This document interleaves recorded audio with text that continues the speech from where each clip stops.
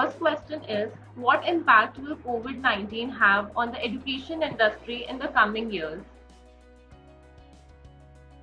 Hello, this is Aparna Surve. I'm Professor and Dean at the Balwant Sheth School of Architecture, and happy I'm talking to you.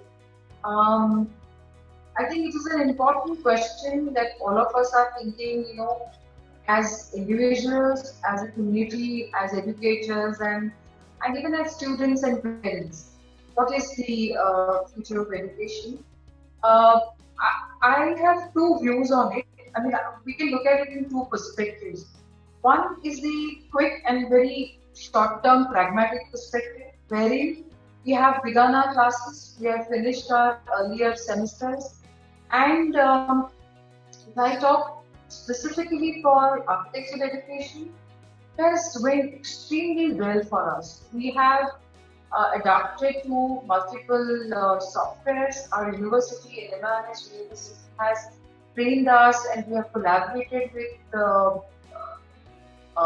software houses which have given us extremely uh, robust systems for online teaching.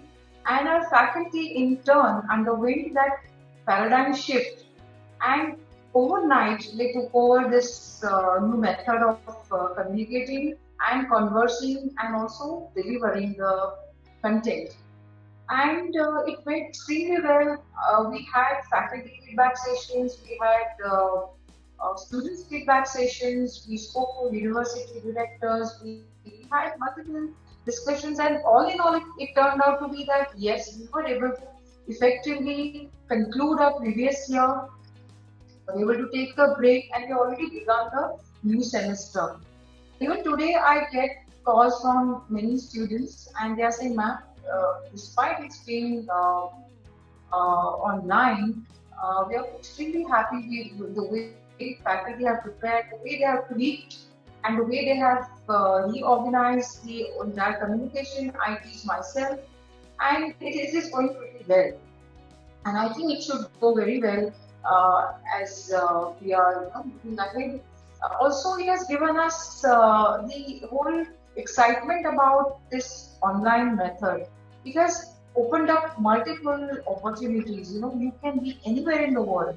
You can contact. Because of that, I can access anybody with different knowledge systems, professionals, experts, work, data files. We became a lot more ready to accept the new knowledge, and it has brought a huge amount of expertise and knowledge to our doorstep because of this. So COVID has kind of opened up this new way of looking at the system.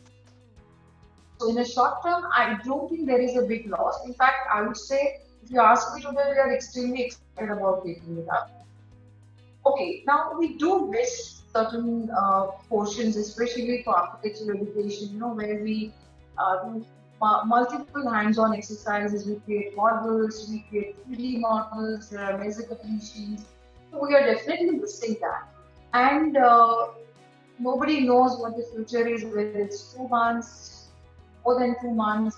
But we have tweaked our program so that as soon as the opportunity comes, we have maintained our labs. I keep coming every day to the institute. So the institute is all ready to go offline and reap the benefits of the offline facilities like for workshops. This is a short-term or immediate work. In the long run, I am not the expert, but there is definite paradigm shift that is going to happen. Not only for education, but I think it will happen in every field of economy or its service or any industry, because we have understood that the virtual spaces have become as important as physical spaces. We will explore the virtual spaces economically, for its efficiency, for what not. So there is going to be a hybrid understanding of virtual space versus real. And that will definitely come back into the architectural education. Not only how we impart education, I mean, how do we use our physical spaces versus virtual spaces, but also how we as architects design those spaces. How do we account for virtual spaces and how do we account for physical spaces? I think it's going to be a very exciting journey for all of us, and I think we shouldn't take it as a limitation, but as a condition to explore new paths. This is a kind of an answer to your question. That was quite insightful, ma'am. So, ma'am, what are the benefits and career options after architecture? What is its future scope? You mean as an architectural profession? What are the Yeah. options in general? Um, okay, again, I will take a little back, like a distinct view of architecture as a discipline. I keep saying that architecture is a meta discipline. It kind of engages with multiple disciplines simultaneously. On one hand, we can talk about art in architecture. On the other hand, we can talk about the sociology and how it impacts the idea of building, economy, policy making, construction industry, structures, management. So architecture is actually a mother of all disciplines, is what is said all the time. And when students come into architecture, they come also from multiple strengths, dreams, and orientations. So we have seen many of our students get into simple writings about architecture. They become curious. They get into journalism on one hand. Sometimes they find paths into creating architecture as a complete expression. So they are constantly challenging the theoretical idea of what architecture should be. Sometimes many of our students are highly successful practicing architects who are in direct connect with the industry, are delivering your ideas. So there is a huge amount of our alumni who have set up practices not only in Mumbai but internationally. There have been, in general, architects can also become policymakers. So even before you start building, how the building should be. So it can interface with the town planning, it can interface with urban planning, regional planning, and so on and so forth. And last and not the least is the architects can get into teaching, like the way I have. A major part of uh, my journey has been into practice. I experimented a lot, and a great amount of my time I have diverted to teaching, where I'm constantly questioning the idea of practice, and I'm kind of keeping my journey as an excited designer alive. And along with students, newer paradigms are set. So that is something. I mean that's the answer. That yes, there are multiple ways architecture profession can engage itself. Project management is another profession. Construction management. Many architects are doing extremely well in that area. That was Okay, ma'am. So, being the Dean of Balwant Sheth School of Architecture, what is your philosophy of leadership? How would you describe your leadership style and your vision for the school? um, as if before I'm dean of Balwant Sheth School of Architecture. I'm a very passionate designer myself. I have explored many ideas, many fields. I've interacted with peoples, government bodies. So, what as a designer you need is complete sense of freedom to come up with innovative ideas, creative ideas. So, even as a dean, I think I'll make sure that everybody who's associated with these, whether it is the student as an individual, the faculty members, the experts who come here, they need to have their own freedom of expression. So that is my philosophy. I do not particularly believe in a top-down understanding of or a singular understanding of what an institute should be. it rather be a melting pot of multiple ideas, multiple platforms where everybody gets his own share of space where he or she can ideate, explore, experiment, create, innovate, and make some and kind of give fruition to his own self. That is my larger philosophy, and I continue to. I'm very conscious about the fact that anybody who comes to me with some new ideas, I approach the university, I approach our mentor, I approach everybody who are in the facility in a position to facilitate. I I go to all extent to make that happen. So that has been my philosophy, and it's a kind of a cumulative, it's a kind of teamwork, it's a kind of collaborative vision that should be, and I think that's what I believe in, and that's what I keep striving towards. My vision for the school is linked to also what I just said, and also how school has so far been for last for a decade. School has the Balwant Sheth School of Architecture has also uh, based its philosophy on creating every student and give an individual who can think for himself, who can ideate for himself. So I'm going to continue with that, and I'm going to make it even more open wherever I can, and make a place where multiple thought processes and visions are come together, collide, and an exciting space is created. That is how I'm operating, and it's been quite an exciting journey so far. Nice. Ma'am, according to you, what is the uniqueness of the school and the program? Uniqueness of the school is uh, any creative school, any school which makes you a designer or a innovator or a maker of something new has to give you a sense of freedom to think. The school has given that each and every student. It has created methodologies, pedagogies, and the way it has created studios and the way knowledge is imparted, that is the foundation of the school. It has made every student a thinker, right? Only thinking is not enough, especially in creative fields like ours. It needs to have a sense of skills, adequate skills, up-to-date skills to get your ideas into fruition. What we are about the school is it has created very interesting methodological tools across to support both these, what I just spoke about, the idea of thinking freely and to be able to give shape and form to your thinking. So I think it's in all sense it's a kind of a complete process, and I think very few schools have achieved that. And in that sense, BSSA stands very apart. Field of education, architectural education, and design education. So they also started our interior design program a couple of years back.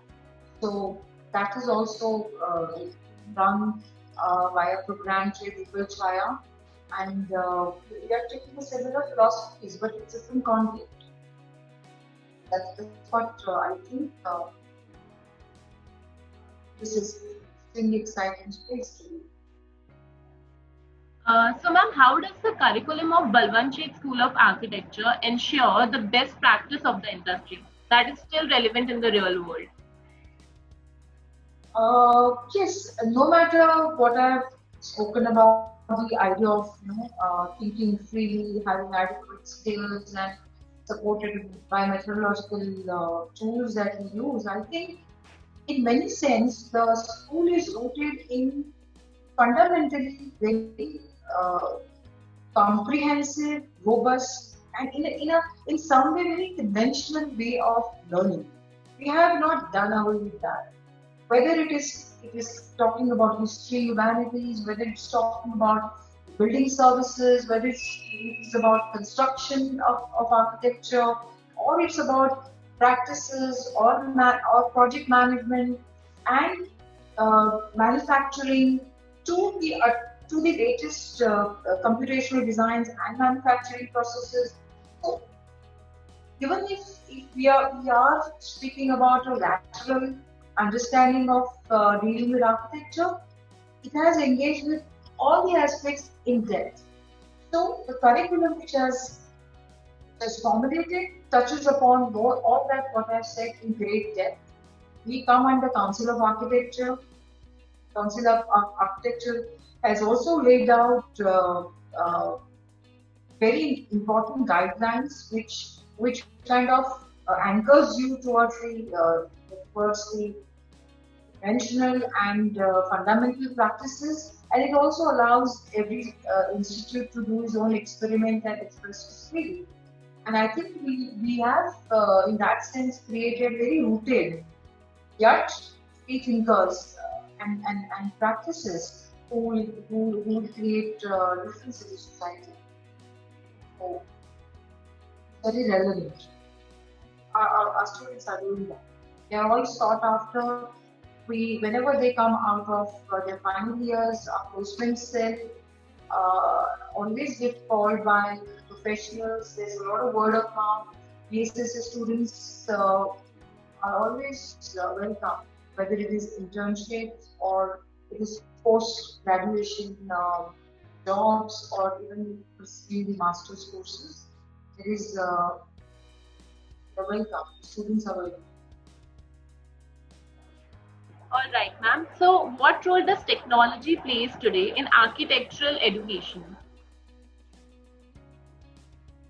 The technology has swept all of us away, of our feet. Whether it is your day-to-day communication, how you make your bills, how you pay, the whole digitalization of our lives have completely morphed the way we look at architecture and its spaces. When I was talking about post-COVID world, idea of virtual spaces versus and how technology is going to change the way we have so far imagined architectural spaces. It definitely changed. That's one. And secondly, um, how architecture was being constructed traditionally and how architecture is going to be constructed in future. There are a lot of computational designs which have come. There are parametricists and architecture construction word has now been replaced with the architectural manufacturing.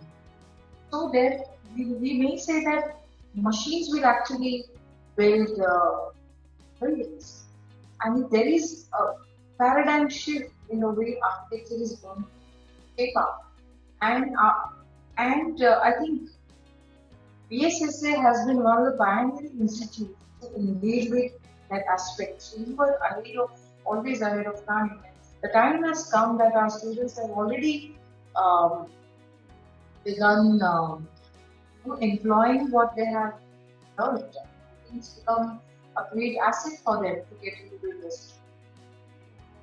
Yeah, so these are newer challenges, and we are equipped and with those. And we continue to be excited about what's happening because I think technology is going very fast. It's rapid. We have to be constantly on our toes. We have to constantly get industry to speak about. We have to get experts who are practicing, get excited about it, get them to talk to us. We learn about it, and we equip ourselves to go back, and ride on this technological wave. That's the kind of scenario is there as this architecture is concerned.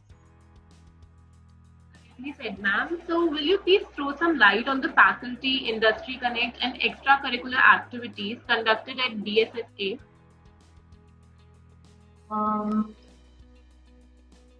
uh, about faculty, UCC faculty have been following this pedagogy for so many years. So they have been very curious learners themselves. They have been exploring sociology on one hand, computational design on the other hand, parametricism on the other hand, and they themselves are curious learners. and they have been also practicing. So their journey as practicing architects and as faculty who are engaging in imparting knowledge and teaching the students has been a very simultaneous journey. I think they look at students as their collaborators, and that is a very unique relationship. There is no distance, that it's not that I'm giving you knowledge and you're the seeker. Together we are collaborating. There are a lot of studio methodology followed where the questions coming from students are made based for further inquiry. So finally, any education is a personal journey. It's a journey of a student, and more school and the school engages more and more with that person's questions. It becomes a lot more relevant, similar to the interest of the faculty. So I think faculty have been functioning in that way. They are engaging with students. The second question was about the extracurricular activity. So the extracurricular activity have been substantial. Students have been taking part in multiple design competitions. Our faculty engage with them, they collaborate with them. Our students take part in making installations at Kalagora, Foyd, and the institute greatly supports them financially. We kind of give them space, encouragement, and students are see that as extension of their academics, and they are able to practice their thinking. So extracurricular activities are quite integral part of our pedagogy and our day-to-day teaching. So this has been, and I think we continue to do that, and we are looking at more and more wider opportunities and platforms where students will continue to perform and engage, and also win activities and give new horizons. Have I answered all your questions? No, ma'am, there's one left. So, ma'am, lastly, I would like to know that do you have any suggestions that you would like to give to the current youth and the aspiring students? Um, yes, the current youth uh, needs to, it's born in a time, where the challenges of environmental concerns have become an emergency. So we we have left a world to them where with a lot of climate change, global warming, scarcity of resources, economic meltdowns, pandemics. I think the generation today is going to be facing very different and very unique and rather serious challenges.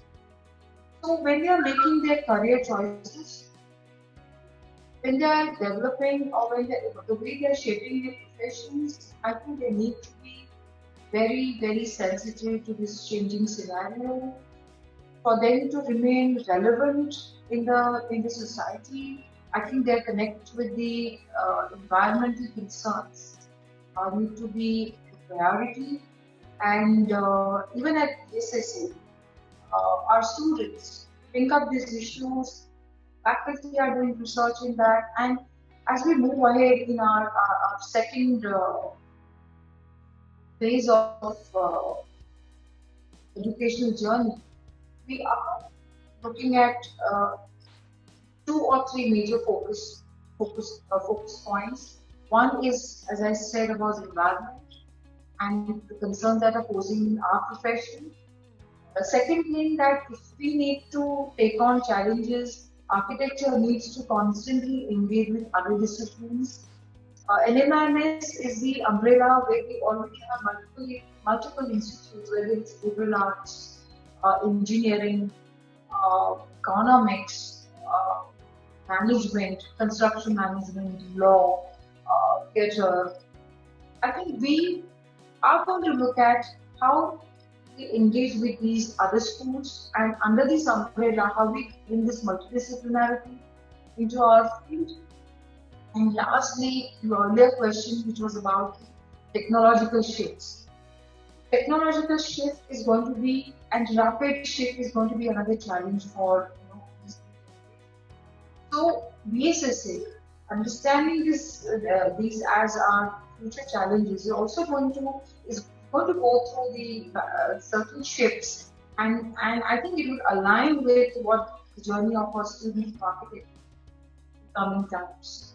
So this is how I would like to articulate the last question. That there are my suggestions, and those are coming from the way the world is changing, and how we need to.